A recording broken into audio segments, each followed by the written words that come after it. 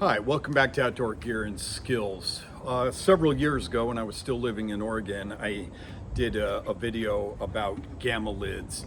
And we're at the point where my wife needed a couple of the industrial food grade buckets that I had been using for stuff. And I don't have a bucket supplier anymore. I had a friend in Oregon that owned a compounding pharmacy, and so he had buckets all the time that he was trying to get rid of.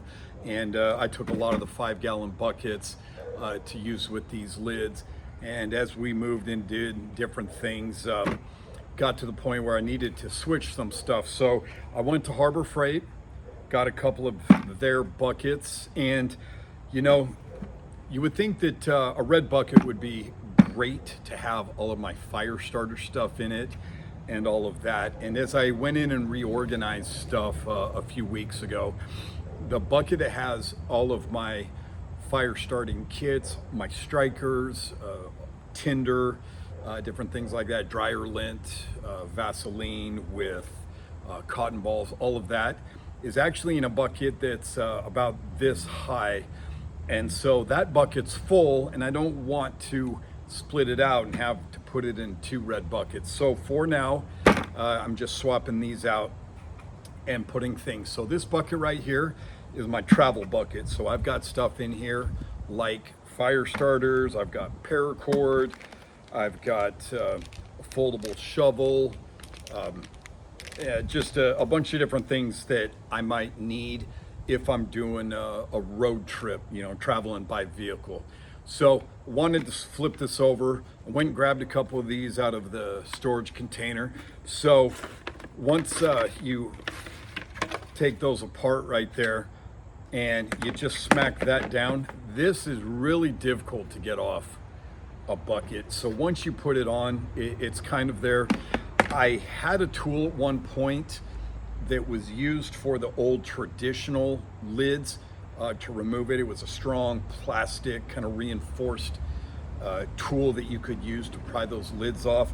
I think you might be able to use that to get these off. If you're just using your bare hands, it's very hard to just grip this and try to pull this apart. So I don't recommend it. But when you go to put this on, you definitely want to use like a rubber mallet and not a hammer. And beat it a little bit to get it on. All right, so now that's on there, and again, it is really hard to, you can get your fingers under here, but it's really hard to pull that apart.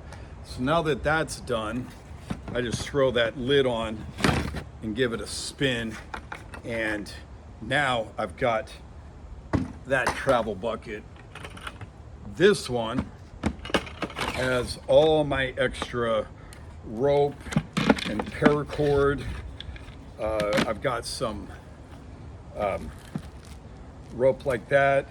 I've got some straps, some webbing, and different things like that. So mostly it's rope related stuff that I've got in here. I also put in some old mountain bike tubes for you know, cutting them and putting them either around paracord or around Altoids cans, or sometimes I'll get the mint containers from Buc-ee's, our favorite gas station here. Same kind of thing like an Altoids can, but a lot of that is in here. So this is kind of all of my leftover stuff that I throw in here. Just happen to have a yellow gamma lid with me, so that'll be kind of how I differentiate that.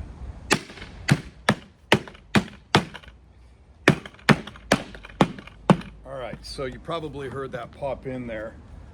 So that's on there nice and snug now. Throwing that on.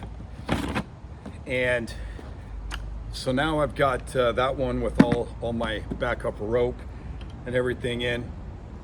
Because I don't have a bucket supplier like I mentioned, like I did in Oregon, I'm still trying to reach out to see if I can find one. But I will probably end up going to like Lowe's and Home Depot to get a couple extra buckets so that I can differentiate those. And then I'll kind of probably dump out this stuff and put all of my fire starting stuff in red, or my first aid overflow stuff. That just kind of makes sense with the red color.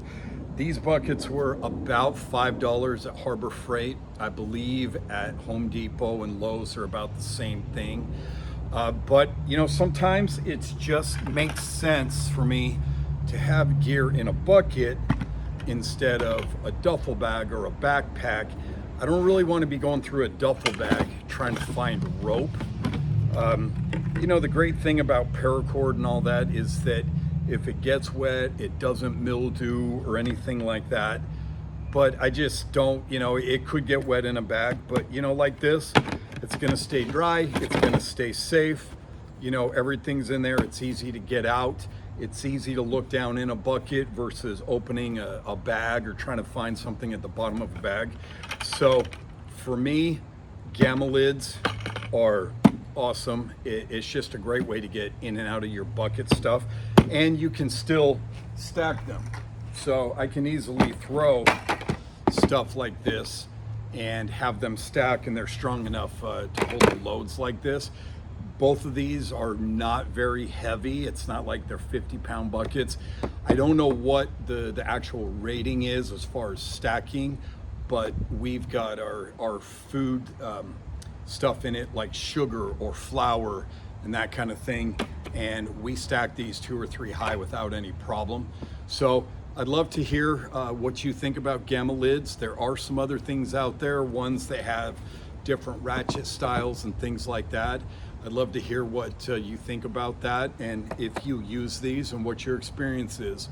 As always, thanks for watching Outdoor Gear and Skills, and we'll see you out there.